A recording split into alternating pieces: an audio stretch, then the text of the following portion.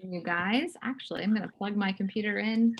Little battery juice there. Okay, welcome to Parent Lab, you guys. My name is Allison Lehman, and I am the next student pastor at Preston Trail Community Church. And we're getting to host this Parent Lab. We have them a couple times a year, some Zoom, some in person, and we're glad that you could join us. If you attend Preston Trail, welcome. If you don't attend Preston Trail, welcome.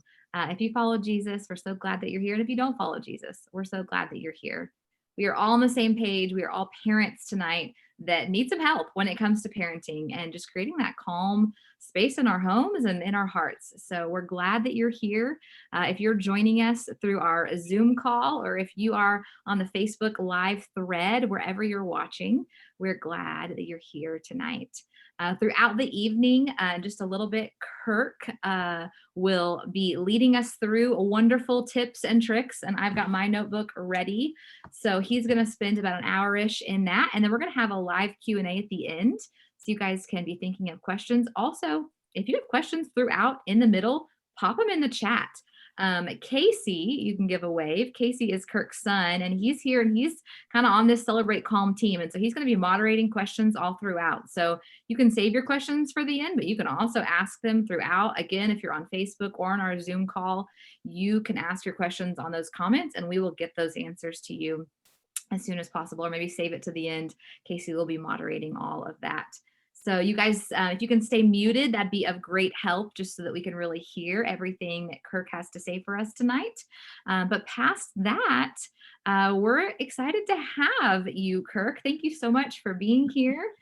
Kirk is the founder of Celebrate Calm. There's a podcast that you can download and listen to. There's great workshops on his website, just everything from ADHD kids to screen time to defiant kids to strong-willed kids.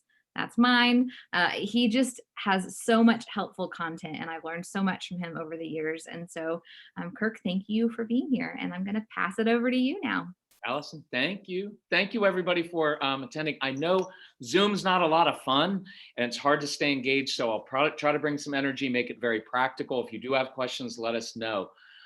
So, strong-willed kids. I'm going to get to kids, toddlers, elementary school, middle school, high school. I'll try to do different examples for different age groups and try to get to all that. Before I even jump in, I had some notes that I wanted to just cover for toddlers.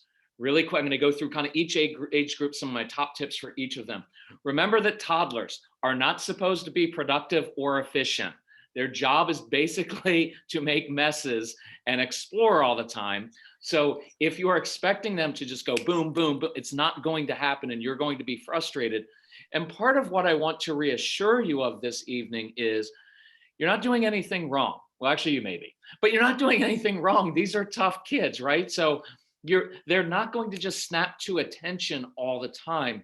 And so relax with the expectations a little bit and know that they're going to make messes, and that's their job when they're little.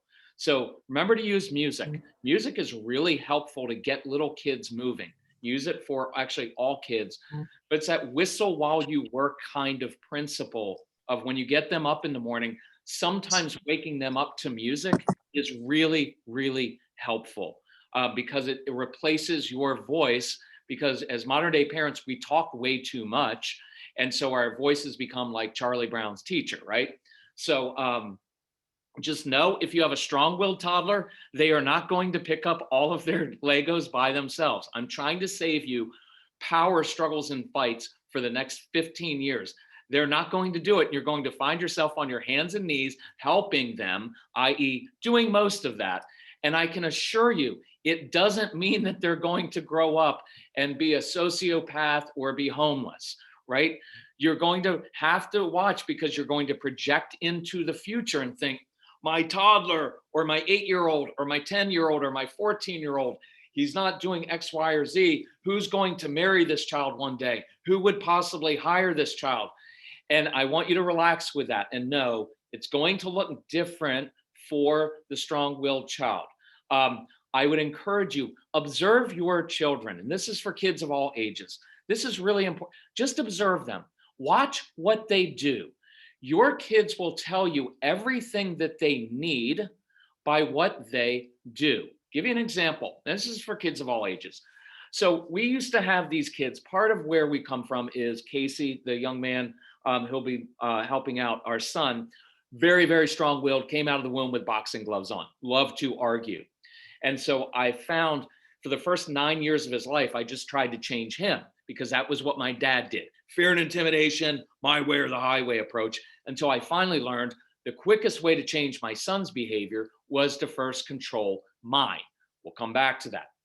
So we decided to invite these strong-willed kids all over the spectrum into our home, 10 to 15 kids at a time, so we could teach them in real life situations. And over the course of a decade, we had about 1,500 kids in a home. So we got to observe them a lot. And one thing I noticed was there were these kids who would take the cushions off the sofa and then lie down on the hard part of the sofa. And you have kids who do really, to you and to me maybe, really odd things. And we react to it all the time. And instead of reacting this coming week, I want you to observe and learn. So what I started to see was, well, these kids like laying down on the hard part of the sofa. So it's probably a sensory pressure thing. So how do we use that?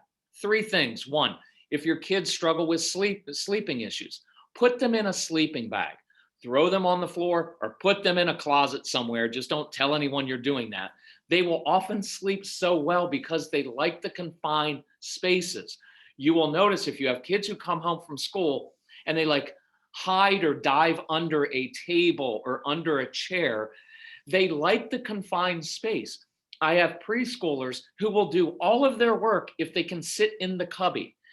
During homework time, instead of having them sit down at the kitchen table so you can walk behind them and say, if you would just focus, you would be done in 45 minutes instead of it taking 3 hours, because apparently that's not helpful. Instead, some of your kids will do better work sitting underneath the kitchen table. Make it fun. Throw a blanket over the kitchen table. You now have a fort.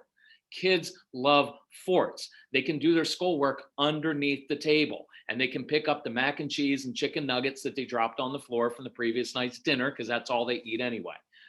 Mix it up. I would encourage you, as your kids get older in school too, to talk to the teachers and say, could we experiment with having my son, my daughter, I think may do better classwork or take tests better sitting underneath a desk? Is it a little bit odd? Yes, but there's nothing wrong with it. And if it works, go for it. And you're going to have to manage your own anxiety, because you're going to think, oh, people are going to think he's so odd. Well, 2 things. One is people already know that your kids are a little bit different.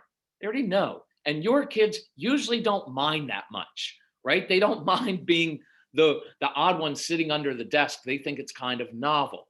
So just try some different things. And then the third thing that I got from that, watching those kids, is this. One of our favorite phrases, and Casey, if you'll throw this in the comments section, is motion changes emotion. So one of the quickest ways to calm an upset child is to use some kind of movement. It's not to talk to them. If you've noticed, the more you talk to an upset child, the more they tend to get upset. It is not calming. And they will never look at you and say, Mom, I was really upset, but after you talked to me again, forgive me for that noise. I thought I shut down my messages so that wouldn't happen. Sorry about that. Quit messages. So they're never going to say, Mom, I was really upset, but after you lectured me for 15 minutes, now I see the value of your wisdom and I'm going to calm down. Like, it's just not going to happen. So I began to do something a little bit odd with the kids. When I noticed that they were getting upset in my house, which happens all the time with many of your kids, I had a code word. And I like code words because it's a short little trigger to say, here's what we're going to do. And I'd say, hey, sofa. They had a job to do, which was to go to my living room, throw the cushions off the sofa, lay down on the hard part of the sofa. I would then walk in, put the cushions on top of them, and then I'd sit down on top of them. It was weird, but it was instantly calming because they liked the sensory pressure. I was present with them, but I wasn't looking them in the eyes. And I'd encourage you, when your kids are upset, do not look them in the eyes. And if there are dads on here, or explain to your husband, that is not a sign of disrespect. Most of your kids are actually afraid of you, dads, because the only time we tell our kids, hey, look at me, look at me, look me in the eyes, is when we're upset at them. Because no dads come home from work and say, hey, look at me, you just made a good choice, I'm proud of you, right? That's what we need to do when we're looking in the eyes. But try some different things. I would encourage you with toddlers and younger kids, have an obstacle course. Build an obstacle course out of old used stuff and old tire, things they can crawl under or over, whether it's in a basement, whether it's in your backyard. You're in Texas, so you have pretty good weather. And by the way, your kids won't mind going outside when it's sleeting or occasionally snowing, right? You can wake them up in the morning and say, hey, guess where you're eating your breakfast this morning? I hid it out in the obstacle course. I guarantee you, many of you have kids who would love to forage for their own food outside, and they'd prefer to eat outside laying on the ground. Is it how you want them to do it? No, but if it works, why not? The other benefit of that is your strong-willed child is outside eating, and you and your other siblings can be peaceful inside, because these kids tend to bring some chaos with them in the home. And if they love eating outside in the obstacle course, all the better. But the obstacle course is a very, anything sensory, things that they can climb under when they're upset, it's a really good activity to do, because instead of saying, you need to calm down now, which is impossible while an adult is looking at you, screaming at you to calm down. But I watch the process. I don't know how to calm myself down, but I do know how to crawl through and go through that obstacle course, if that makes sense. For your elementary school kids, so much of the presentation is going to be around that I'm going to hit a lot of those things. Middle school and high school kids, middle school especially. If you have a middle school age boy, he's probably not really motivated right now. That's very typical of that age. It's kind of a hibernation phase where they're not coming home from school. Mom, will you give me some extra homework? I'm really motivated. Probably not going to happen. After school, when you ask them, first question, hey, how was your day at school today? Fine. You have any homework? Nope. Okay, guess I'll talk to you tomorrow, right? Instead, let's do this. When your older kids come home from school, or you pick them up, or whenever you want to have a conversation, do this instead. Hey, you know, something happened to me today at the post office, at the grocery store, at the office, or something happened in the world. And I'm curious, what would you do if you were in my situation? See, we take it off of them, because it's always like, how was school today? And there's a lot of pressure, because I want to know that you did well, and that you did well on your test, and you made some friends, and you had good behavior. And there's all this pressure the kids feel. But when I take the pressure off of them and say, hey, what would you do in that situation? See, all day long, nobody asks them for their opinion. And now they can start to open up. It's just a helpful little tool. So the one thing I encourage you, in case you put this in the notes, please, and I'll come back to this later, but in case you check out or whatever happens, mission and mentor. As kids get older, they need a mission of some kind. Something to throw all of that brain energy into, something that they care about, not what you care about. Because I know what you and I care about as parents: good grades and good behavior and good study skills. Your kids don't value that. And I hope I can share, Casey's 27, I'm an older guy now. I hope I can share some wisdom to help prevent years of anger and frustration and power struggles. You know what ends up happening is, if you don't take kind of a different path, you will spend 12 years of school trying to convince your child to care about what you care about, and it won't work. I guarantee you, those of you with older kids, you've given every lecture, you've taken everything away, you've bribed. None of it works, because we're trying to make them care about something they really don't care about. And I'll do examples for this later, but we have to find a mission, something they care about, something they're good at doing, whether it's starting their own business, whether it's helping other people. Your kids tend to be really good for other people, just not for you, right? How many of you have kids who, when they come home from the neighbor's house, the neighbor's like, your daughter is amazing. You're like, seriously? Because she's not amazing for me. Take advantage of that. The mentor part, the other adults can speak into your kids' lives in ways that you can't. You're just the mom and dad. What do you know? But another adult can encourage your child and hold your child accountable in ways that you can't. So we'll come back to that. But mission and mentor for the older kids, really, really important. So with that as the backdrop, you already kind of know our history. Let's talk about the strong-willed child that we're talking about. A few things about them, and then we'll get into some specifics of how can we get them to listen to us. We'll deal with defiance and disrespect, motivation, behavior issues. So strong-willed child, they tend to be very bright. They're not always academically motivated, but they're very bright. They're smart kids. But how do they use their intelligence? Usually to argue with you, because they're little attorneys, cops, and judges all rolled into one. And they will pick out every inconsistency that you have. And they are also stove touchers. Call them stove touchers. They have to touch the hot stove. And you will say, if you would just do it my way, it would be so much easier.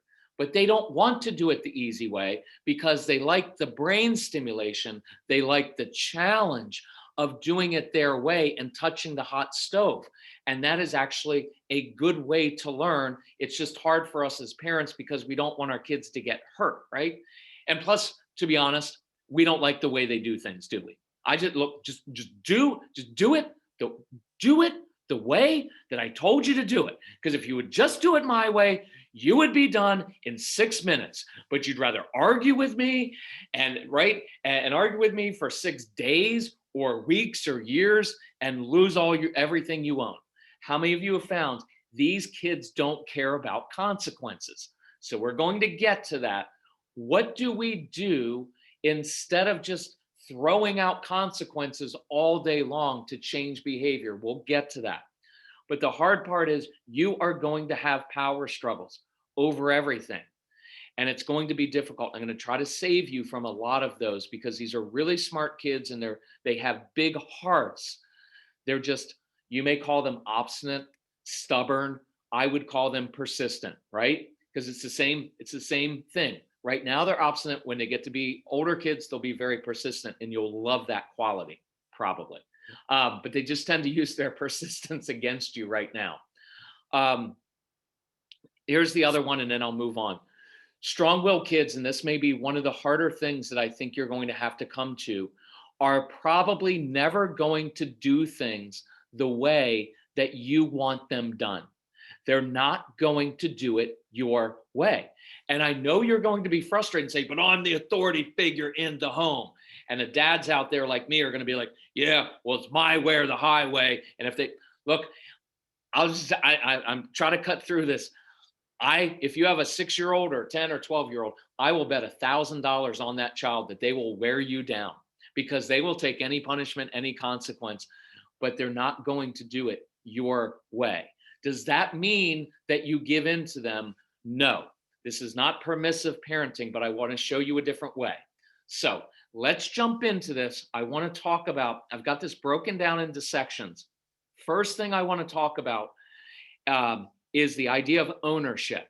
And this is a very big concept, a very important concept that I don't want us to miss. So, and I encourage you, Casey will do some notes on here, but write the word ownership in big capital letters. I do not give a child control of my home or my classroom, but I will give them something that we would call ownership. When you and I were kids, especially those of you who are a little bit older like me, we had a lot of ownership of our lives. We got home from school at 2:30, 3 o'clock in the afternoon, and we went outside and we played for hours at a time. In the summertime, we didn't even see our parents all day. We came home for dinner. During that time away from our parents, we were making dozens of decisions every day without another adult around. We chose what we played, how we played. Your kids growing up now, everything is organized for them. There are soccer leagues for 4 and 5-year-olds who shouldn't be in a soccer league because all they do is stand in a circle and kick each other. They need to be playing by themselves and figuring some things out with their friends and wrestling over things and figuring that out. But if you think about what our kids' lives are, they're so regimented now. When do they really get a chance to make their own decisions? And we're in such a hurry. It's like, come on, gotta go, gotta go, gotta go, gotta go all the time. And so these kids feel very frustrated. And Casey, write that word down. I know you have kids who exhibit defiant behavior quite often, but if I were to use one word to describe your kids, it's frustrated. They're frustrated inside. They're frustrated by school. They're frustrated because they feel like everybody's teaming up against them.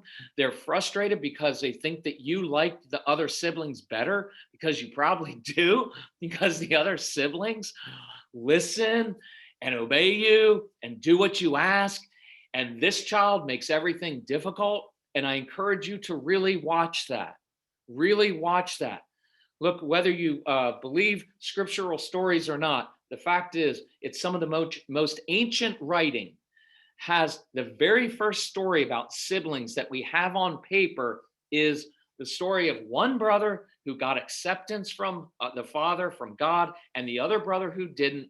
And the first family on earth, the one brother came, killed, murdered his brother. That was before video games. It was before guns. It's in the heart. It is part of human nature that if I don't feel good about myself and everybody loves the good child, then I'm going to feel resentful. And that's where a lot of your sibling issues come from. And that's why the mission mentor thing is so important, because we have to find a place and a space for these kids to excel, because they're not always that good at doing school. And all we really talk about is school, school, school, school. And what the strong-willed child internalizes is, well, my entire childhood is based on doing well in school and having good behavior, and I'm 0 for 2. So why would I even try? Because guess what? All you're ever going to do is tell me I'm a bad kid, take away all my stuff. And even if you don't tell them they're a bad kid, they begin to internalize it. And I really want to change that. So that kind of got a little bit off track, but I hope you don't mind if I go with those things sometimes to get inside the head of your child. It's really, really important. And so I want to give them ownership. And so here's how I define it. Imagine you tell your child, look, here's this box, this big rectangle that you get to live in. It's a big box. It's got very clear boundaries, very clear rules, very clear expectations. Again, I'm very clear with what I expect of my child, but I make the box big and I say this, look, here are my expectations. That's what I want. But within this big box, I will give you some space. I would write down the word space. You have to give the strong-willed child space. If you stand over these kids, they will resist you every single time. Within this box, I will give you some space to do things and do them differently than I would do them, as long as we accomplish the same goal. Does that make sense? I'm not saying if you want to do your homework. Oh no, homework's getting done. I just don't care how you do it. So if you want to do your homework sitting under the table, go for it. You want to do your homework standing up at the kitchen counter, listening to music while eating a snack, rocking back and forth and leaning over your work and doing it like that, go for it. You want me to review vocabulary words while you're jumping on a trampoline or playing catch or playing basketball? I'm all over that. If you're a teenager, this is cool. It's weird, but it's really interesting. I have a lot of teenagers who, when they're picked up from school or come home from school, if they are allowed to sit out in the minivan or SUV by themselves, they will often do their schoolwork there. It's odd, but try it. So let me give you 2 other examples of ownership. One is this. So I've got 2 daughters. One daughter says something mean to the other daughter. The natural parental response is, young lady, you need to apologize to your sister right now. And as soon as you say right now, it guarantees she's not going to do it. So, by the way, I hope I hope this doesn't sound, I know this is going to stretch you, and you're going to have to wrestle with these ideas because everybody, and I know you're Texas parents, you want black and white stuff. Can't I just tell them what exactly to do? And then they do it and say, yes, ma'am, yes, sir. You can try that, but you've probably been doing that for the last 4 or 8 or 15 years, and it hasn't worked. And so I want to show you a different way to reach into these kids' hearts so that they will do it willingly and we get it done without constant power struggles and them shutting down. So then what do we say to the daughter? You know, if you don't apologize right now, I'm going to take away everything you own. And then what response do we get? Fine. Sorry, stupid sister. Right? And for some of you, you're like, pretty close to an apology. I think I'll take it, right? And with strong-willed child, you're going to have to grade on a curve because their level of compliance with things is going to look very different than your naturally compliant children. And you're going to have to wrestle, especially if you are a rule-following, compliant adult who grew up always doing everything that your parents told you to. You're going to think that this child is just being defiant and disrespectful all the time. And I want you to know that that's not always true. And if you start labeling, well, they're just rebellious, you will get rebellion. But most of the time, it's not that. They want some ownership of it. So imagine that instead, I walk up to my daughter and in a very low key tone, because tone of voice is really important with these kids, I say, hey, honey, I know that when you're ready, you know the right thing to do. And then I walk away and you may have to drink. I'm kidding. We're not going to drink, but you're going to be frustrated, right? Because that child, you're like, oh, why do I have to tell them to apologize? She should just know. But when you walk up and say, when you're ready, here's what it does. Never use it like this. Hey, son, when you're ready, get your shoes on. We need to go. Never like that because you'll never go anywhere. But in the power struggle moment, that phrase, hey, when you're ready, it gives them a sense of ownership, right? Instead of, you need to do this right now, young lady. No, it's going to happen 99.9% of the time. When I say, hey, when you're ready, I know you know the right thing to do, and you walk away, it's like it gives them space to do what they already know to do. Now, here's the hard part with a strong-willed child. She may not apologize even then. You're going to go to bed and be lying in bed with your spouse thinking, are we raising a sociopath? Why can't she just apologize? But the next morning she will get up and do something thoughtful for her sister as an act of contrition. And your appropriate response as the parent is to go in a very low key way. Hey, honey, I saw what you did for your sister. Fist bump. Nice job. Shows me you're growing up. And then you're going to have to walk away again and be like, but she didn't use the words, I'm sorry. Well, she didn't use the words because you want it so badly. And they know that. And I'm encouraging you to see them in a different way and give some latitude. What we wanted was to show a change in heart, not just mouth some useless words of I'm sorry. And we got that, but it just looks different. I hope that makes sense. Let me give you another one. So you struggle in the morning because your child doesn't sleep that well and they have anxiety and they don't want to go to school. So the whole morning rush thing is awful. And so here's a different way to do morning routine besides that obstacle course idea. By the way, let me throw in a tough discipline one here because I like soft stuff. I like the carrot. I like the stick. Soft and tough. A soft approach would be, hey, every morning we leave at 7:25 a.m. If you are ready by 7:18 a.m., like 7 minutes early, everything's done, eat, brush your teeth, get everything done. We will have 7 minutes to do anything that you want. If you want to play a game of Uno, I'll play a game of Uno. If you want to show me a YouTube video or a TikTok video that I hate more than anything else in the entire world, I will do that if you're ready at 7:18. I gave them a reason to get ready early because it's not enough. I know, but they should just be ready because they should care about school.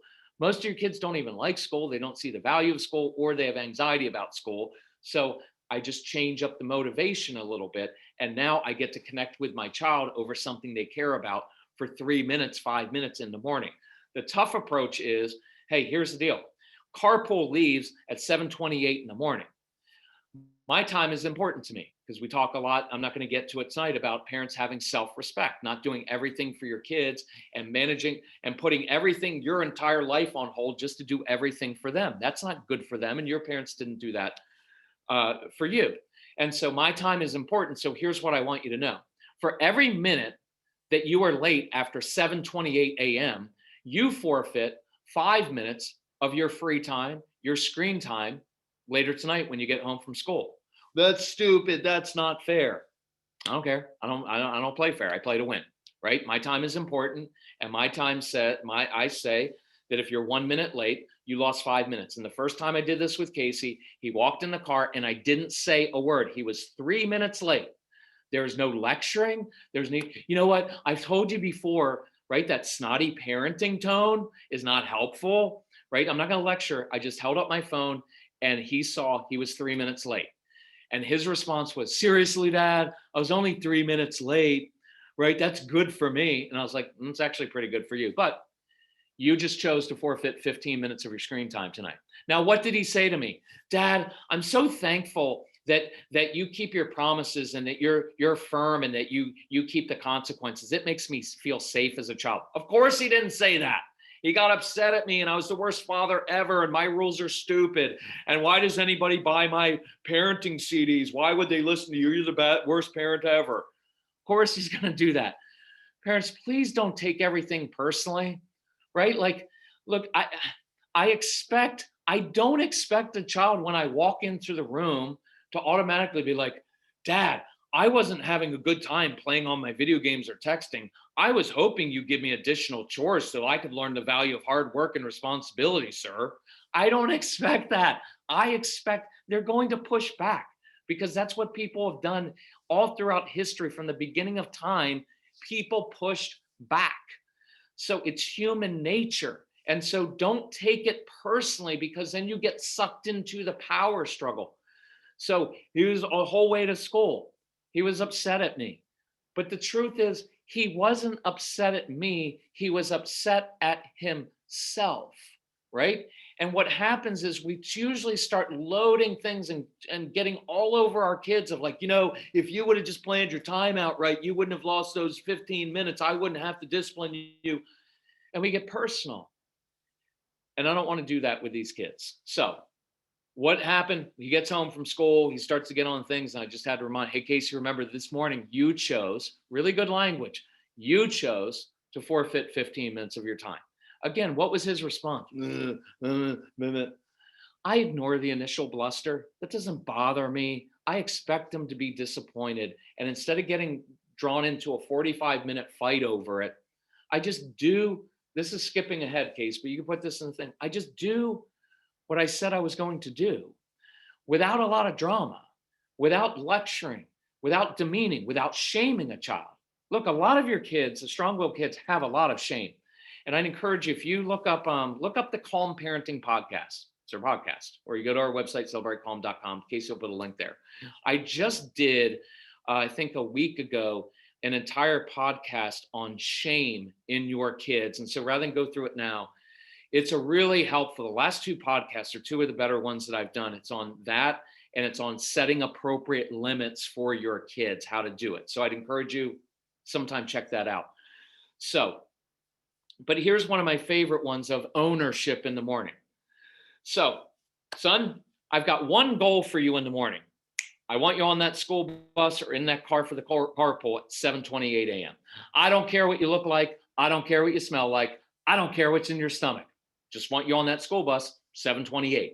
If you're smart enough to wear the clothes to bed that you're going to wear to school the next morning, bingo, you can sleep until 7:27. Roll out of bed, grab that Pop-Tart that you hid under the bed, because I know you hoard food up in your room, because a lot of your kids do that. You can run out to the school bus, and guess what?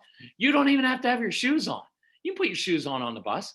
I don't care. We live in Texas. It doesn't get that cold. You're not going to die. And at the end of the day, if your child makes the school bus that way, the appropriate response is fist bump. Nice job making the school bus. But what's the hard part? The hard part is I don't like the way they get ready.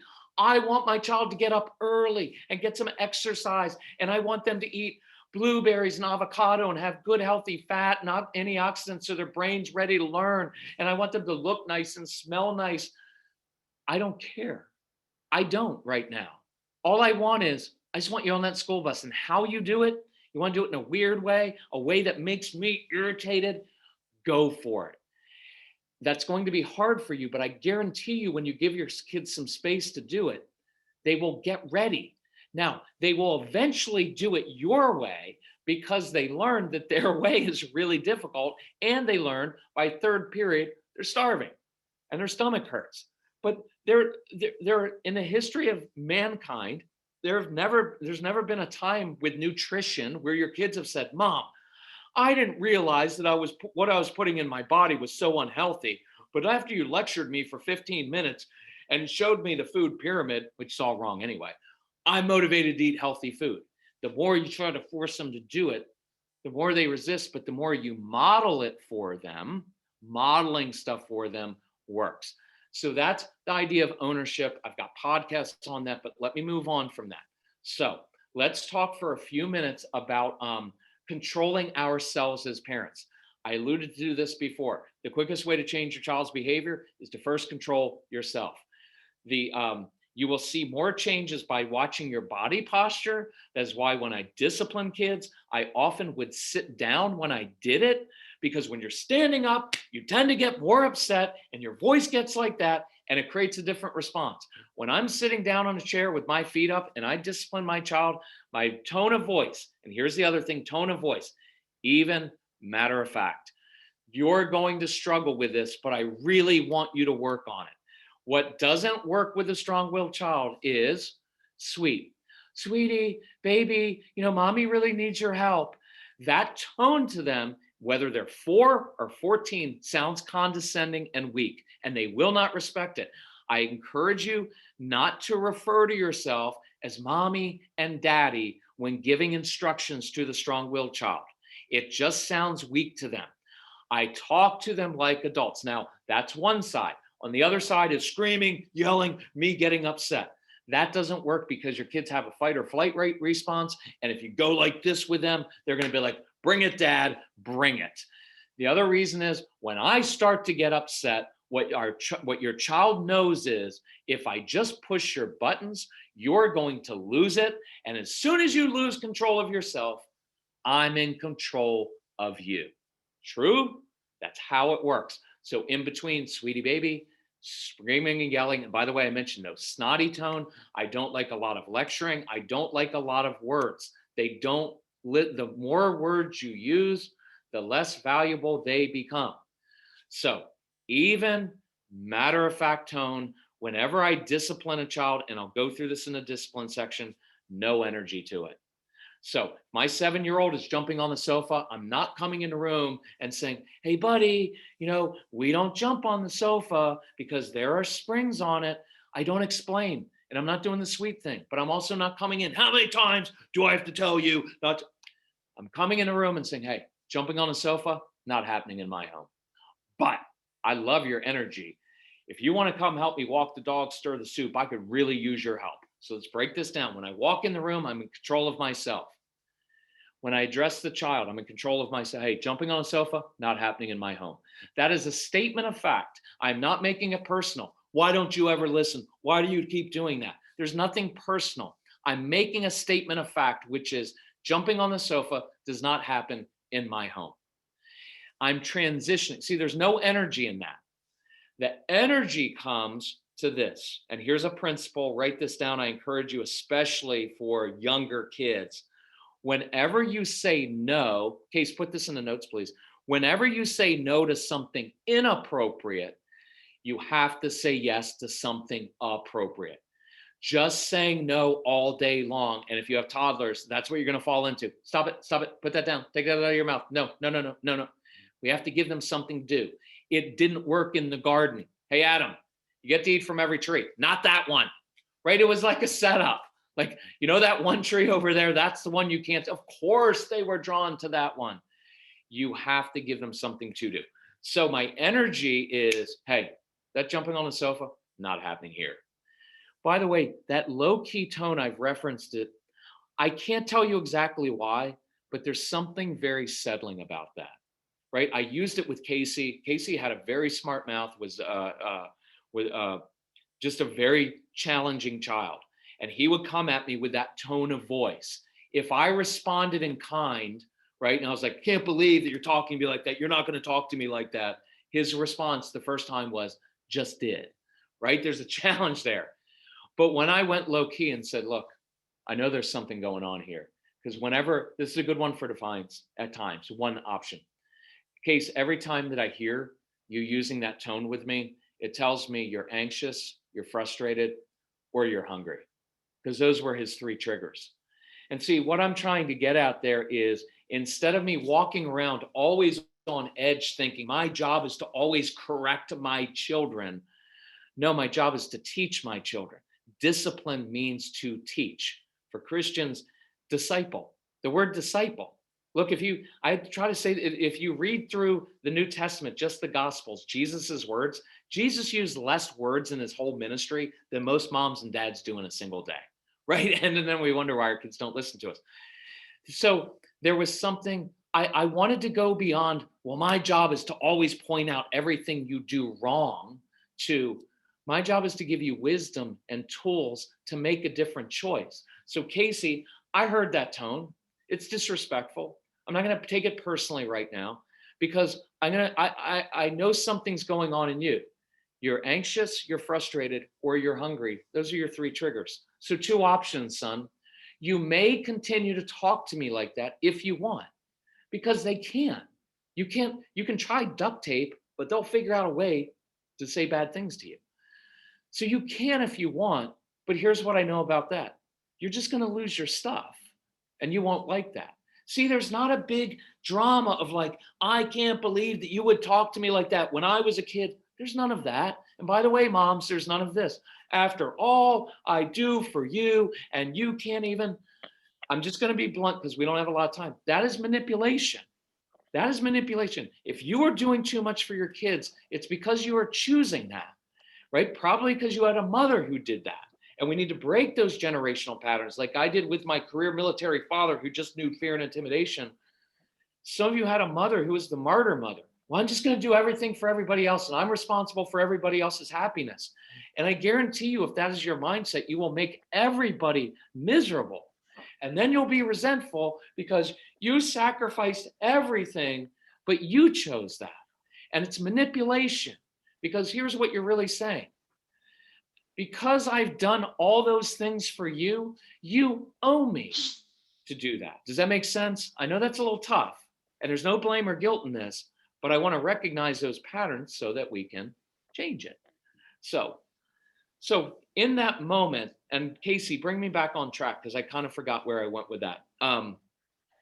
But I go to, my tone of voice goes to, I'm leading to, with Casey, it was, I know that's going on. So look, you can talk to me like that if you want, but you're just going to lose your stuff. But if you want to get some chips, I'll grab some salsa. I'll meet you out on the deck and I'll help you with whatever you're struggling with. Now, moms and dads, I want to challenge you with this, because you're like, well, they shouldn't talk to you like that. You have bad days too. And let's say husband comes home from work or wherever, or wife comes home from work, doesn't matter. But let's say, mom, you're having a bad day and you start talking and having a little bit of tone because you're just frustrated. What do you want your husband to say? You know what? You just need to be grateful because we have a good life. You're like, that didn't work, right? Or he'll dismiss your emotions. No, what you want him to say is, honey, it sounds like you had a frustrating day. Do you want to grab the dog and we'll go for a walk? Because I'd love to listen and hear what happened in your day. Now, if you married a man who can actually do that, you hit the jackpot, because most men won't do that, but we can teach you how to do that. I've got some dads podcasts that are really helpful for that. But that's what you want. You don't want someone saying, you know what, honey, your attitude is bad this afternoon. And if you don't change your attitude, I'm going to take away your phone, right? And your Facebook. No, you want someone to say, something's going on and I want to be a resource and I want to help you out, because that builds trust. So when I said jumping on the sofa, not happening in this home, but I could use your help doing X. That's That's changing that tone. So let's do this example because it's a really good example. And I will work in some discipline tools, some defiance and disrespect, and meltdown tools. Just because I just did this example with Casey and that it's our chips and salsa example. Let me do this before I get to that next example. You've got a 13-year-old daughter, or whatever age, or a son, but let's say it's a 13-year-old daughter, teenage girl, who rolls her eyes. You have every right to say, young lady, you will not roll your eyes at me and talk back to me. If you do that, you're going to lose everything you own. It's not helpful, right? All it does is the same pattern again and again and again. And what I'd rather you do, and this is a little bit long of a conversation, but I'm drawing it out to demonstrate some points. What I would say to that daughter, and on my screen, I'm going to use you, Allison, because I can see your picture and you're very sweet. And I can't imagine you being like this as a teenager. But if Allison were my daughter, I would look at her and say, Allison, you may continue to roll your eyes at me if you want. I don't need you to respect me because I have something called self-respect. Because if you think that you're going to roll your eyes and talk back to me, and then I'm going to get in my car at night and battle through Frisco or Dallas traffic to take you to an extracurricular that costs way too much and you're not even good at, I'm kidding, leave out the sarcasm. But if you think I'm going to run you around and fix you special meals when you're talking, you got another thing coming. That's just not the way that I roll. And I love that phrase. Come up with a phrase that works for you. No, this is not the way I roll. It's not the way I'm going to do it. I don't need you to respect me because I have self-respect. This is not going to work for you. The reason I want you to respect me is because it's good for you. And it's a really important point, moms and dads, because we're always like, they need to respect me. I don't need my son's respect. I'm a grown adult. I don't need his affirmation of my parenting. I would expect in the teenage years, he's not going to like the sound of my voice. And I'm probably not going to like the sound of his voice all the time. So the reason I wanted my son to respect me had nothing to do with me. It had everything to do with him, because I know when a child respects his parents, things tend to go better for that child. And he tends not to lose all of his stuff. And he gets the protection and provision of the parent. So I don't need it. And that frees you from all of the emotion and reaction to say, Allison, look, here's what I know about you. You're 13 now, you're 14. You're going to want a lot of freedom in your teenage years. You're going to want to get your driver's license. And I want you to have that freedom to go out and be with your friends. But every time you roll your eyes and talk back to me, what it communicates to me is you're not mature enough to handle that freedom. And that makes me sad for you. See, because your behavior, your choices affect your life. You can be snotty to me all day. It's not going to ruin my day. I don't need you to behave. I don't need you to do, see, we get that, I need you to behave. I don't need you to. What I want you to know is you have choices to make, and it's going to affect your life. And if you have a bad attitude toward me, I'm not letting that ruin my day. I will be kind to you, but I'm not going to run you all over the place.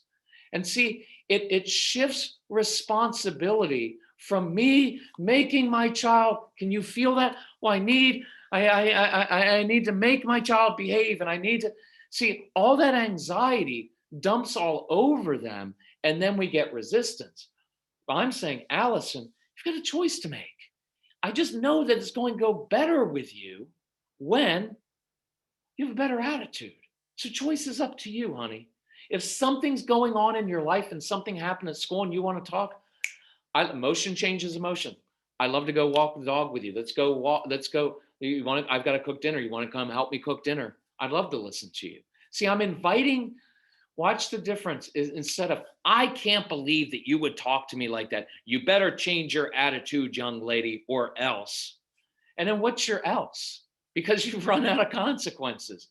And instead, I'm giving wisdom and I'm inviting to problem solving so that I become a trusted leader and someone that my daughter comes to when she's having a bad day, because she can trust that I'm not going to freak out. So here's the example I wanted to do, and then we'll do Q&A stuff. So common example. So one of the biggest triggers for men, hubbies out there, and I would encourage you, I just know our audience tends to be primarily probably about 80, 85% moms and women watching. I do, there'll be a recording of this, but I do some men's podcasts and I make them really short because I know that men in general usually don't read parenting books and they don't do a lot, but they tend to be able to relate to me at times because I'm a guy. And so I encourage you, if your husband needs to hear this, don't say, we need to change our entire parenting style. You're a bad parent. Just say, hey, this guy does some stuff. Here's a 5-minute, 9-minute podcast on the way to work or while you're running. Could you listen to this? And because you're a really good dad, but I think this guy will help you out a little bit. It may just help you out some. So common trigger for dad is when I hear my child yelling or talking disrespectfully to my wife. So I walk in the house and Casey's talking to my wife like that. My first response is always, you know what? How many times have I told you, you're not going to talk to your mother like that? To your room for the rest of your life. To your room, no food, no video games for the rest of the month. Because I always gave consequences I couldn't give because I was the dad. So what I found in those situations is I would walk away feeling justified and feeling like I just stood up for my wife. And what my wife was thinking was, no, you didn't. You just ruined the whole night because now our son's in his room crying for 2.5 hours. And I have to go up and explain, your father doesn't hate you. He just has some unresolved issues from childhood and it ruins the night. And I'm resentful toward my wife because she coddles the child. How many of you hear that one? That'll be great for your marriage. You're just coddling him. And you're like, yeah, well, you just escalate every time. You have a balance. If there are two of you, one of you is going to be a little too soft. The other one's going to be a little bit too tough. And that's why you balance each other out a little bit. And I want to point something out here, what I would do to Casey. I would start going in on him and I would use it as an excuse at times because I had a level of resentment toward him because he was such a difficult child and I didn't like him when he was little. And I feel ashamed for that now, but it was all about me. And so I would go in and say, you know what, keep it up, young man, keep it up. You know what, one more word. And then and you know what I was doing? I was escalating the situation, right? Because he was a little kid. I didn't expect him to all of a sudden become calm. He was already upset and I kept going, you know what, keep it up, keep it up. And you know what I learned later was I did that unconsciously. I did it on purpose because I wanted him to get so upset that I felt justified laying into him. And what I was really saying to him was, young man, you need to behave. You better behave and do what I say right now, because if you don't behave, I'm not sure I can behave, and you do not want to see me angry. That's what was really behind there. No blame, no guilt, but that's a lot of what's going on. I need you to behave precisely because I can't even control myself. And I'm going to show you a different way. So, motion changes emotion. Before we discipline, we de-escalate. So imagine that I walk into the kitchen and I hear my son speaking disrespectfully to my wife. I don't go discipline at first. It's too much tension, too much emotion. I'm taking the emotion out. Hey, Case, listen, I can tell you're frustrated. Listen, I'm going to go outside and grab the football. When you're ready, if you want to come out and play catch with me, love to play catch. Hey, Casey, listen, I'm going to go in the living room and dump some Legos out. When you're ready, if you want to come in, we could build a really cool spaceship. I'm inviting him to do something tactile, to play with something, to play catch, to do something physical. I'm not disciplining him yet. I'm de-escalating by inviting him by my own body posture.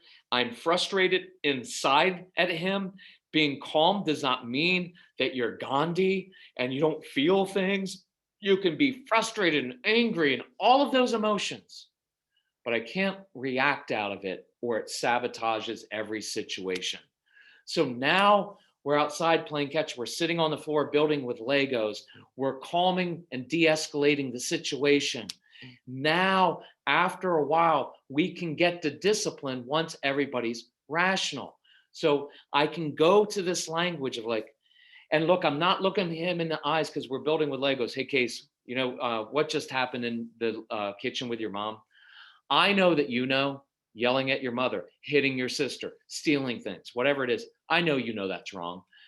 Use that language sometime, because typically what we do is, what were you thinking? How many times do I have to tell you? That is very demeaning language that means basically you are an idiot. When I say, hey, I know that's wrong, your kids know right from wrong from the time they're very, very young. The reason that most of your kids lie is because they have a lot of shame and they're tired of the consequence. Again, back to the garden. Adam and Eve with the apple, and God says, Adam, who ate from the tree? And what was one of the first acts of a recorded human being? She made me do it. Look, all the dysfunction was there from the beginning. Husband blames his wife. The brother murders another child. It's been there. It's in us. And so they know what they're doing is wrong. They just are tired of the consequences. So they try to lie. So I know you know that's wrong. And I know that son, that every time you do that, you lose all your stuff. So I'm curious. And I'd write down the phrase, I'm curious. I'm curious is a great phrase because you're trying to understand. It's not putting them on the defensive. Explain to me what you were thinking. What do your kids always say? I don't know. Well, you need to think about it. And it never leaves. So I'm curious what was going on, because you know that you're not supposed to do that. And it hurts you when you do it. So I'm wondering what would compel you to do that when you know it's just going to hurt you. And so you're going to get a much better response to say, like, Mom, Dad, and with Casey, it was always something like, I was frustrated at school and Mom came home and she was talking all over me. And so I just exploded and I yelled at her. Okay, so here's the discipline. You got to go apologize to your mom. You know that. But here's where I want to spend some time, Case. Every day at school, you're probably going to be frustrated. So next time, tomorrow, when you come home from school, what can we begin to do differently to deal with your frustration so you don't take it out on your mom and lose all your stuff, right? I'm doing an abridged, shorter version of that, but I hope the process makes sense, that we de-escalate and then we discipline. And discipline is about giving kids wisdom and giving kids tools. Casey, please, I'm going to look at questions. Casey, if you can take yourself off of mute, just for the sake of time. And let me know, are there any questions that are really, really easy? I'm kidding. Are there any that are popping up that I need to do? Okay, so primary question one, I just texted you if it's easier for you to read it, or I can read it aloud. Read it aloud, please. What about situations where you don't have time to explain why they should do something? i.e., how do I get my kid to stay in their room at bedtime while I'm on a Zoom call and need them to comply in that moment? All I ever do now is bribe, threaten, and yell. Okay, that's a tough. Bedtime stuff is really hard. I was going to make a joke and say, put Benadryl in their dinner or a little bit of Texas whiskey or something and knock them out, but we don't want to do that. So I'm going to handle this aside from bedtime, because bedtime is really, really hard. And what I'm going to answer your question, but if you do have bedtime issues, I can either do that in a podcast or you can email us separately, because every child is different and there are all kinds of physical and emotional things that happen at bedtime. And maybe by the end, I can wrap into doing that. I would try, depending on the age of the child, to give some kind of mission that they can do. These are kids who have a lot of brain stimulation, need a lot of brain stimulation. And I give them a bigger mission, a higher mission of something they can do for a specified period of time. You may, while they're in their room, play a CD of some kind or some music that's going to last, say, 30 minutes or whatever it is. A weird thing that works with many of these kids, and again, this may not work specifically for you, but it's worth throwing out there, is they're often very good at doing adult type jobs. They don't usually do kid things that well. I have a lot of kids who don't do normal chores around the house, but they change the oil, they shovel mulch in the backyard, they do yard work, this is a weird one, They often, if you work outside the home or inside the home, but if you have a job, sometime try giving them, asking them for help. Like, let's say you have to do a PowerPoint presentation for your work. Well, make a copy of it and say, hey, could you format this a little bit better? Could you make this look better? Or if your kids are very OCD, like Case and I had some of these traits of OCD, maybe they're really good at inputting data into Excel spreadsheets. I know it sounds weird, but many of you are going to find an 8 or 9 or 12-year-old will be much more likely to do an adult type job than do simple things like take out the trash. And you're just going to have to wrestle with that as parents of how to do that. I would say giving directions to kids, a few other things, make things a challenge at times. You have kids that are very bright. Part of the problem with your kids in school is that they get bored. And when they get bored, they're going to walk around the classroom and talk to other kids, and they're going to get in trouble. And like school stuff, I've got some good podcasts on school issues for teachers and parents, but a lot of the school issues, and this is most of our issues with our kids, is this. We usually only react to the outward behavior, but we don't get to the root. So the child who is bored in class that begins to walk around the class and does things, well, it's like, well, he was misbehaving and not following directions. Well, that wasn't really the issue. The issue was the boredom.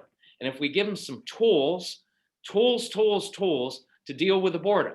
So I'm a mom or dad, I'm going to take in a worksheet because the other kids are doing simple math problems and your child is already on more advanced ones. So I'm going to make up a worksheet and send it in and have the teacher give that to my child.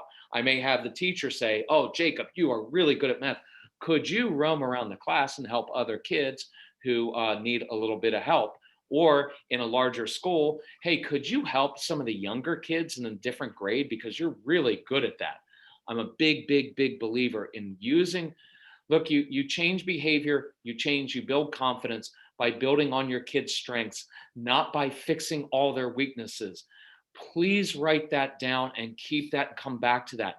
As modern day parents, we fall into the trap of spending all this time figuring out everything that they're not good at and that they do wrong, and we hyper focus on it, and then we wonder why our kids aren't confident because we're always trying to fix everything they're not good at. But what we do in the real world is we say, what are your gifts and strengths? And we match the job to the child's strengths. We don't take a guy who's highly creative and say, I think we're going to make you an accountant and put you in finance. And we don't take the finance guy who loves numbers and say, you know what, your new job is to be in charge of ad campaigns. Your job right now is to be creative. Because if we did that, that person would fail. And you know what we'd say? You know what? You're not even trying to be creative. If you would apply yourself, you would do better. And that adult would be very frustrated because they aren't able to do their job because we're trying to make them do something they're not good at doing. So please try to remember, you start with a strength and you build on that, and then you use that to shore up the weaknesses. I'm not sure if I answered that question. Dad. Yes. If my dad doesn't get to certain questions, please email me at kccasey@celebratecalm.com, and we'll be happy to work through things with you. Dad, are you ready? Can I give you another question? Yes. Sure. So this was one from Facebook. What if you have a child who refuses to communicate? Sometimes I try to level with my son, but he shuts down and refuses to speak or communicate his emotions. He's 9. I already know yours. What am I going to say, Casey? You do it. You're going to say that it's not always worth it to force a child to communicate and share emotions, especially in the moment. In the moment, it's not always. I did a podcast on that as well. Sorry, I don't mean to send it, but I can do like 20 minutes on that alone on the podcast. But here's what, watch, to have someone come along. I don't want kids to bottle things up, but sometimes we do. Well, honey, don't you want to share your emotions? Don't you want to talk to me about your feelings? Not really. I really don't. Because there are days where I don't. And I'll give you a little, let me give you an example with anxiety. So you've got a child who struggles with anxiety, and it's all about the unknowns. And these kids, trying to get them to new experiences, very, very hard. Signed you up for Taekwondo. Now he doesn't want to go. And I know if he goes there, he's going to have a good time. But now we're going to have a big fight. And it's going to be a 45-minute meltdown because I'm trying to get him to Taekwondo. And instead of talking to him about his emotions, sometimes what we need to do is identify their feelings for them and actually normalize them. Quick example with that anxiety. Instead of get in the car right now, if you can't go, why won't you go and do simple things? Your brother doesn't give me any issues. Instead, when I'm getting resistance from that child who says, no, I'm not going, Taekwondo's stupid, you're stupid. Instead of getting sucked into that battle, well, I'm the authority figure, you're not going to talk to me like that. I'm not getting sucked into that. What I'm hearing is something's going on with my son. And when I step back and control myself first, I get a little wisdom. And I say, God, what's going on? What's going on? And I look down, and instead of looking at a defiant little, I was going to say a defiant little snot, that's what they look like times, right? That's hard. Instead of looking at a defiant child, I'm looking at an anxious child who's nervous about going to that new place where other kids might pick on him and he might not do well.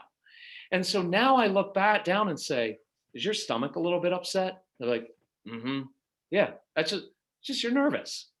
It's of course you're nervous. That phrase is great. Of course you're nervous. You should be nervous. I encourage you, normalize some of these feelings that our kids are having. We're building up this whole thing like, well, my child has anxiety and we're going to send them to a therapist. And every week they're going to go in and talk about their anxiety. You will create a really, really anxious child. And it doesn't mean they shouldn't go to therapy, but do watch that, because some of your kids don't need therapy. You just need to normalize. Of course you're nervous. Going to new places is kind of scary. Do you know how settling that is to your child to know, so there's nothing wrong with me? No, your stomach should kind of be upset because you're going to go to a new place and it's kind of awkward. Like when I go to dinner parties, I get a little nervous. And so what I've learned, son, when we get invited to someone else's house, the very first thing that I do is I walk in and I find the host and say, can I help somehow? Do you want me to grill burgers out on the grill? Because I would love to do that. Can I be in charge of drinks? I do a job serving, and that helps with my anxiety. So son, I have an idea. Why don't we go to Taekwondo? And I bet that Taekwondo teacher will give you a job to do, because you're amazing at helping other people. Terrible at home, but you don't say that. But right, so watch what happened in that moment. Instead of, son, do you want to talk about how you're feeling? Not really, right? Why would I want to? Now, sometimes they will, but instead, sometimes it's helpful to be curious and observe and say, stomach a little bit upset? Okay, that makes sense to me. Like when your child's struggling with homework, just saying, if you would just focus better, normalize. Look, every parent's going to say this. Well, my child just shuts down or gives up when it gets hard. So do all of us. I guarantee you tomorrow morning, you're not going to get up and do the hardest thing. Look, most of you are not having an honest talk with your husband that you need to have because you're afraid of his reaction. And you keep putting it off and putting it off because your husband is dismissive of your emotions, and your husband escalates things and your resentments are building. And so the hard thing that you need to do is have a really hard discussion with your spouse and really wrestle over these issues, because if you don't, it's not getting better. It's gonna 10 years from now, you're gonna not like each other and you're gonna be resentful from each other. And even in good homes, you're gonna end up getting a divorce because you didn't do the hard thing. It's normal not to do the hard thing. So of course you don't want to do that assignment right now because it's hard. But what I know about you is when I put on music and I stimulate your brain, you're really bright. And I believe that you're capable of doing it. See, that's a lot different tone than, you know what, if you would just start doing it, I don't know why you don't apply right? Does that I hope that makes sense. Casey, Yeah, did that? that makes sense. I have two more for you real quick. Okay. Okay. One, how do you respond to a child who intentionally provokes you and tries to get a rise out of you by doing things you don't like? Example being a 10-year-old child purposely not flushing the toilet or licking their fingers, dropping food so they can finish dinner faster, Okay. etc. So you won't like my answer. That's your issue. I love you, Texas parents. That's your issue. It's your buttons. And he knows that. You need to own that. If I'm being tough with you, which I am, I would say that you probably need to apologize to your child. And you're going to text, I'm not going to apologize. I'm the parent. You don't have to apologize, but think about this. This is the way you may say, so we have this little chart, and we can, if you email us, we don't have to email it to you, but we go through a chart. I often do where we have kids who need order structure. They want things to be just so. They cheat at games all the time. They're bossy. They're controlling. One column is about the need for sensory issues. And then the other column is about the need for brain stimulation. The reason that kids push your buttons is brain stimulation, because all he needs to do is this. Look, if I was your child, you know what I would do right now? I would go up and I would go to the bathroom, I'd pee, keep the door open, make sure it was noisy, and then I'd walk out of the room and I'd just count and I'd sit there. 1, 2, 3, waiting for mom to get all upset because of that. Why? Because he's controlling you.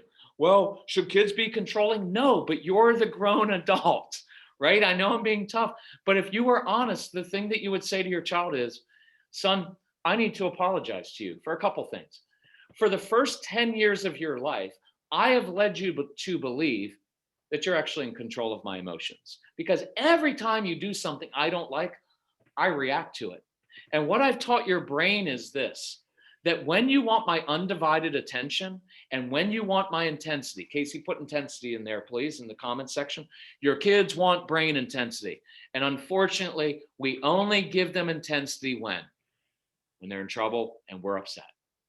And so, son, every time you've wanted my intensity, I've given it to you when you did something inappropriate.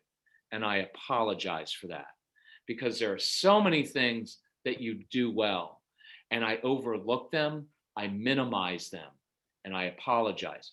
From now on, you may push my buttons, and I want to thank you. You want to go another step? You want the truth? You can't handle the truth. Here's the other step. Thank that child, because that child, Allison, I hope people don't check out when I'm doing it tough like this, but you're Texas parents. That child is helping you grow up, because I was going to say, Casey, because you're an immature, because we're all immature. Look, let me do this really quickly in context. The reason we have marriage is because marriage is a union of two selfish, immature people who have all kinds of baggage from their childhood, but you get married early, so you don't realize that until you're in your 40s and 50s, where you realize just how broken and flawed you are. Picture right now a 38, 42-year-old guy who's never been married. Do you think he is anywhere nearly as mature as you are? Because he gets to play video games. He doesn't have any responsibility to anyone. In marriage, you're in a little home or a big home, but you're in a home wrestling over issues every day, irritating people. The purpose of relationships is not bliss and happiness, it's transformation. It changes you. And the strong-willed child, this is not the euphemism of like, I have a spirited child. No, they are difficult. They are very challenging. The kid on the screen that I'm looking at was a very challenging child, and he still is at times. And I love it about him.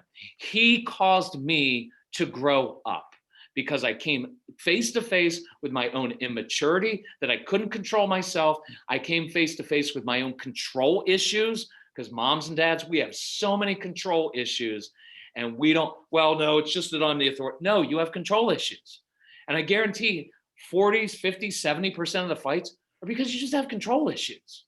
And I feel like I'm backing down. No, you're not. You're the parent. Be confident, right? So I would thank that child, at least inside, because he's causing you to come face to face with yourself, and you will change from that.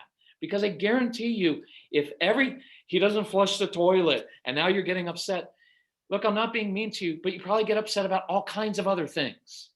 And so this is a chance for you to say, for the next 30 days, we have a program called 30 Days to Calm, where we go through all of your triggers for 30 days. Okay, next time my son does that, Why? Oh, here's a cool thing. Do the opposite of what you normally do.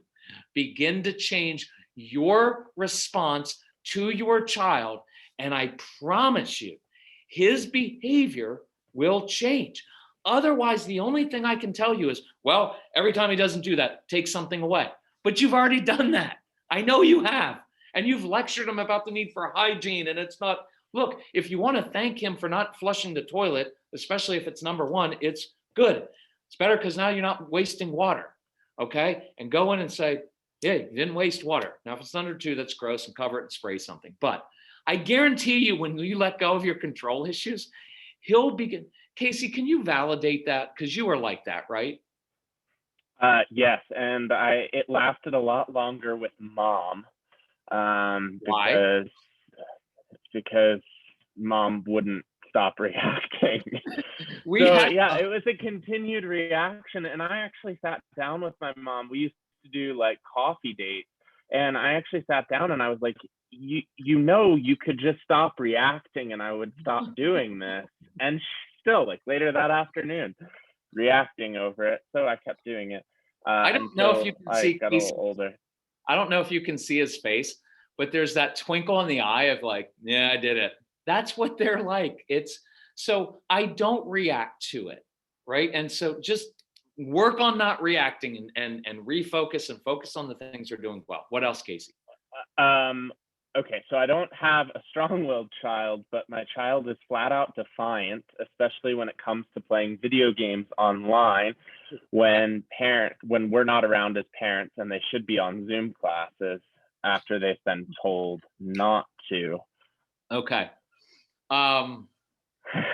What do you say, Casey? Let me adjust. How old is the child? Any idea? No, I can clarify that and give you another question for right now. 12. Okay, 12-year-old. These are hard because I want more context of like, are they generally a good student, or are they checking out? Are they getting bored? Is he doing? Do you want an easy question while you think about that one in the back of your mind? Yeah. Okay. I'm very worried that by disciplining my child, I'm slowly killing his strong will. I love that he feels strongly about things. I just don't feel like arguing with him about everything. I want him to know he's allowed to have questions and want explanations without needing a book on why he needs to brush his teeth before bed. And I will chat with the other question. Okay.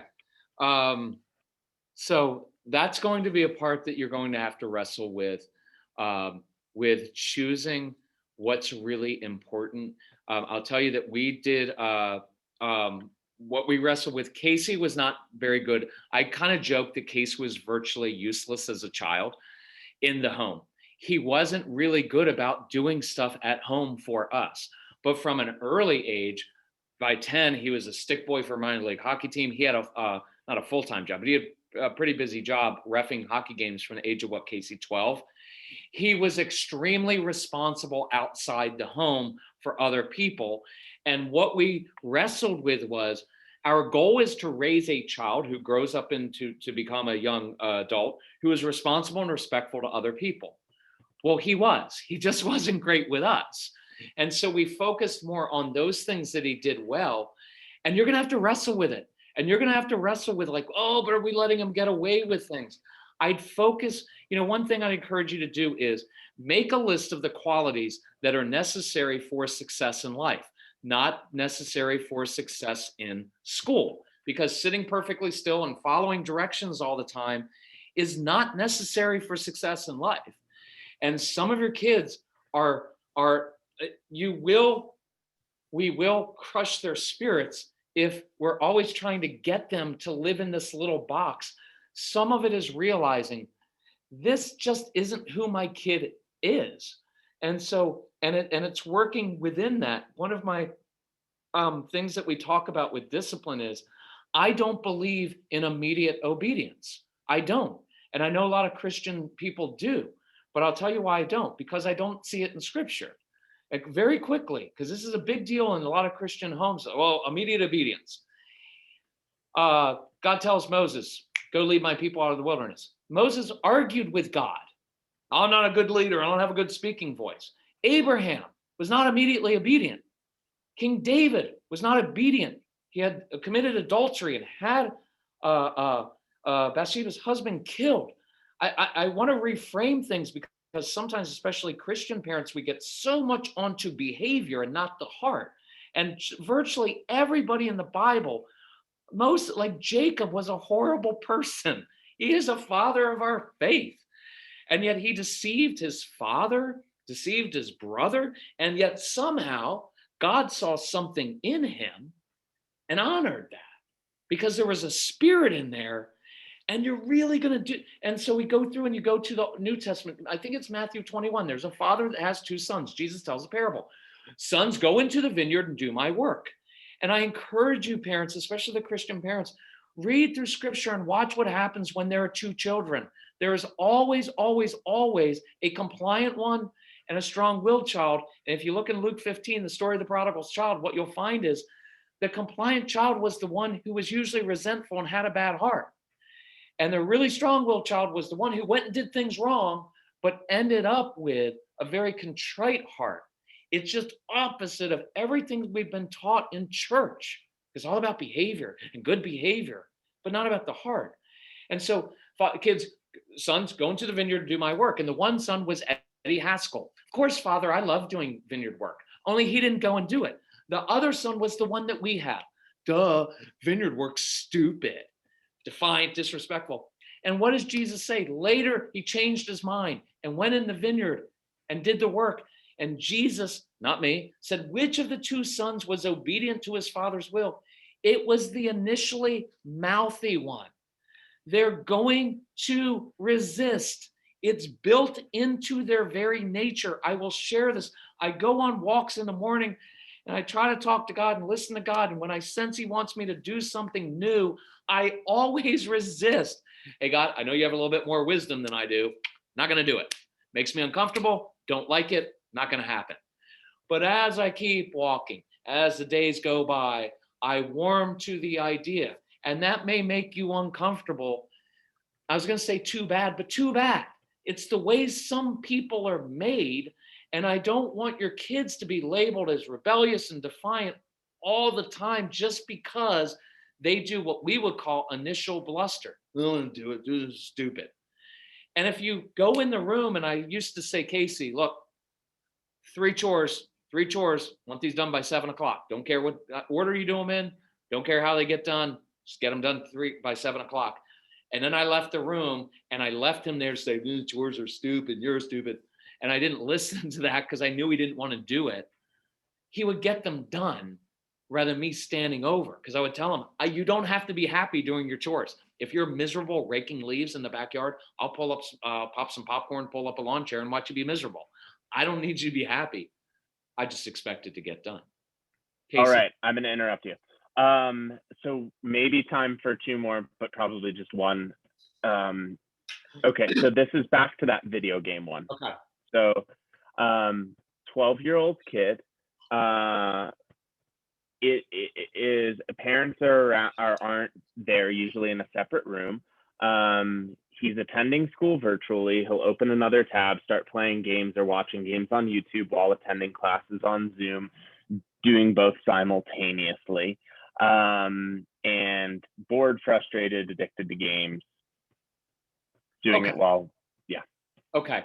So the boredom, the boredom while we're doing the COVID stuff and virtual learning is very, very difficult, next to impossible to really help with. We're going to get to both sides of this. One of the things I would do is let's see if we can get a chair some way that he can get some movement while he's in class. I would encourage the teacher, if you can, to say, hey, once in a while, would you ask my son a question, especially one with something he's good at, so we can kind of keep him engaged. Because look, this isn't going to last forever. He's going to be back in class, hopefully. In class, he couldn't be doing this. And so I'm not going to get too freaked out about it. What I picked up on, I mean, I'm not a genius, but you said kind of addicted to video games. So we could spend an hour on video games. We've got a whole program on that, but I'll do this one. It's related to mission and mentor. Kids play video games because it meets a lot of needs. There's order and structure. They know what to expect. It simulates the brain. It's a social skills thing because they connect with other kids while they're playing video games. And the one that we always miss, the two we miss, are competence and confidence. Some of your kids aren't awesome at school and childhood, but they're really good at video games. And so competence, I'm good at something, that builds confidence. So if we want to get our kids off of video games, and by the way, you're the adults and you have every right to tell your kids, these are our rules, this is how it works, you get X amount of time, and then just stick with it and be the parent and be tough with it and know that they're not going to like you. And know that other parents are going to ruin it for you because their kids get to stay up till midnight texting, and you're the tough one that has your child put their phone on the kitchen counter at 9 o'clock or 10 o'clock. I get that. It's hard, but you have to be the grown up here. You have to not be moved by their disappointment at you, at their being angry at you. So because they need you to do this, because your kids, I guarantee you, and Casey will validate this, your kids, most of them, many of them, don't like the fact that they get on these screens and then 8 hours later they wonder, what did I do today? They need us to be the adults to say there's a different way. So if you want to get them off of video games, mission and mentor, identify their gifts, talents, and passions. What are they good at doing? What do they love doing? Second thing, find out who do they connect well with. So your kids connect well with little kids, animals, or senior citizens. And so we want to connect them with a mentor of some kind, right? Outside the home, if we can. I'll give you an example. I did a phone consultation this morning. Very defiant, difficult 13-year-old boy, really struggling with everything. We find out the one thing that he loves is he's doing jujitsu. So I said, Mom, this is where I want you to put your energy. Let's go to that jujitsu teacher and say, my son loves it. He's really good. Could you give him a job to do at the gym? He will do things for you. Can he pick up trash? Can he do this? Can he organize things? Can he get you set up? Younger kids, many of your kids are good with younger kids. So that jujitsu guy, if he said, hey, Ryan, I need your help because you're really good at this. Could you come on Tuesdays and Thursdays and help me teach the 9 and 10-year-olds how to do this? Your child would go do that probably because another adult asked them and needs their help and they're really good at that. When they start getting jobs to do like that or running their own little business or doing service projects, that will get them off of video games because when you tell them to stop doing something, you have to replace it, but you can't replace it with, son, don't do something really exciting. Let's just read books together. I love books, but your teenager's not going to do it. So let's put some time into finding what is meaningful to him or her. What would motivate? Who do they care about? Whether it's a political thing or a social thing or a certain group that's oppressed or a need or the homeless or something. See if you can get them accountable, working with another adult who can give them jobs to do. Because when they're busy doing that, there's meaning in that. And there's human connection that they're not getting in the video games. And I promise you, if you find those things, that will naturally, and Casey can attest to this, that's what happened with, that's how I got him off of Call of Duty 2 15 years ago, was a job learning how to fly airplanes and doing service projects. Anyway, I've got to leave it at that. Yeah. So I'm going to say go ahead and close with that. I've encouraged anyone who has questions, please do email me at kccasey@celebratecalm.com. We'll get back to you with ideas. We'll direct you to specific podcasts. We can make program recommendations, all of that. The podcast is the Calm Parenting Podcast, and website is celebratecalm.com, and that has links to everything as well. And I'm going to be quiet. Done. I am proud of my strong-willed son. Allison and Sue, thank you for hosting us. I'll hang on. No, I can't do it. We got to cut it off. Can I say one more thing? Yes. Yeah, I'm going to cut you off. Okay. And then for a replay, I believe that Preston Trail is going to have it on their YouTube page afterwards at some point, and it's also on their Facebook page. Correct. Yeah, this will be available if you want to rewatch or share on the Preston Trail YouTube page. We have PrestonTrailParents.org where we post all of our parent labs. And so if you've missed old Parent Labs. There's great content there. I was scrolling through their podcast, looking at all the episodes Celebrate Calm has. There's some really good ones on there, some marriage ones. I know one of you was just asking about that. So some good stuff. So thank you, Casey and Kirk, for joining us tonight. You guys are welcome to always hop on over to our Trail Kids Parents or PTSM Parents Facebook groups or Instagrams, where we're always sharing parenting content with each other. We'll have a new parent wall launching this weekend as well, with just further resources on communication and discipline. That parent wall is there for you guys, and we repurpose it every season with new resources. So we're just doing away with our Easter resources, and now we have a bunch of communication and discipline resources, and there will be a electronic link as well. So always trying to support you guys with resources. So thank you so much, Kirk and Casey. Thank you, everybody. Thank you. Thank you. Y'all have a great night. Y'all take care. Bye, Casey. Bye, Dad. So sad. Thank you, Allison and Sue. I miss